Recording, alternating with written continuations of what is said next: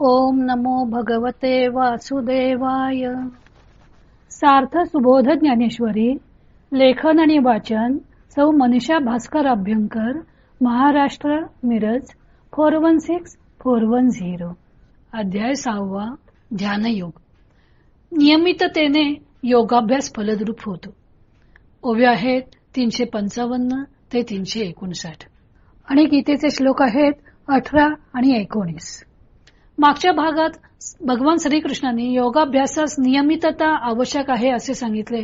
आता या योगाभ्यासाचे फळ जो मोक्ष तो या नियमिततेमुळेच लाभतो असे सांगत आहेत. श्लोक 18.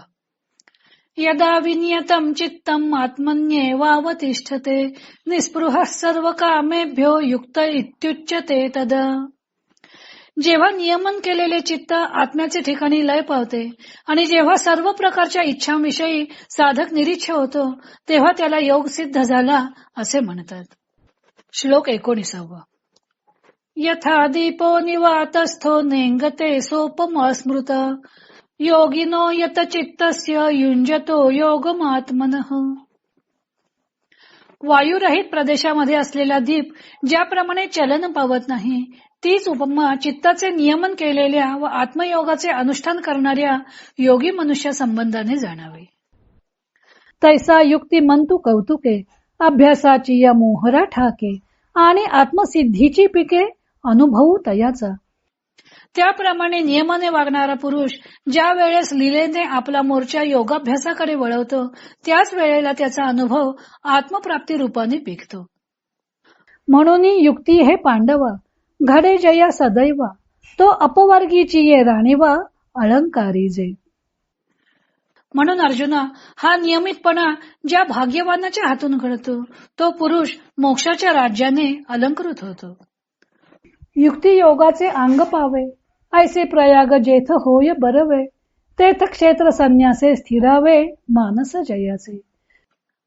नियमितपणा ज्या वेळेस योगाला जाऊन मिळतो व असा दोघांचा प्रयागरूप चांगला संगम जेथे होतो त्या ठिकाणी ज्याचे मन क्षेत्र संन्यास करून स्थिर होते तया ते योगयुक्त तू म्हण हेही प्रसंगे जाण ते दीपाचे उपलक्षण निर्वातीची. त्याला तू योगयुक्त म्हण. त्या पुरुषाच्या मनाच्या स्थितीला निर्वात स्थलीच्या दीपाची उपमा योग्य होईल हेही प्रसंगानुसार तू समज.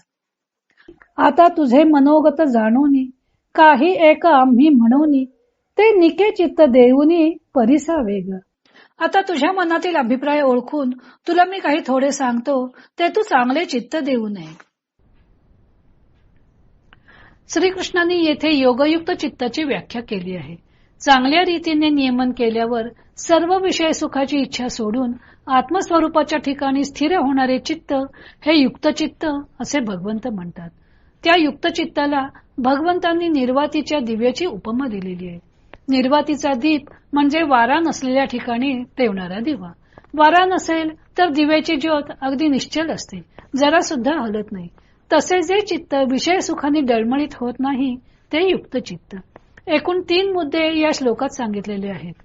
चित्ताचे चांगले नियमन केले पाहिजे, ते आत्मस्वरूपी स्थिर झाले पाहिजे आणि विषय सुखापासून पूर्ण अलिप्त झाले पाहिजे.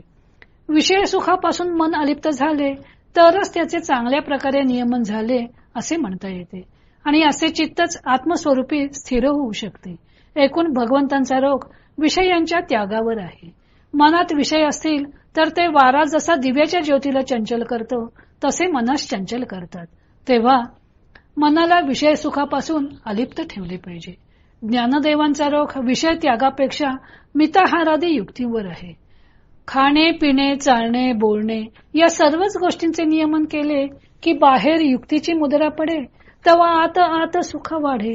या मिताहाराचा बाह्य इंद्रियांवर ठसा उमटला, त्यांना वळण लागले की अंतःकरणात अध्यात्मसुख वाढत जातं आणि मग असा युक्तीने वागणारा साधक सहजच योगाभ्यासाकडे वळतो.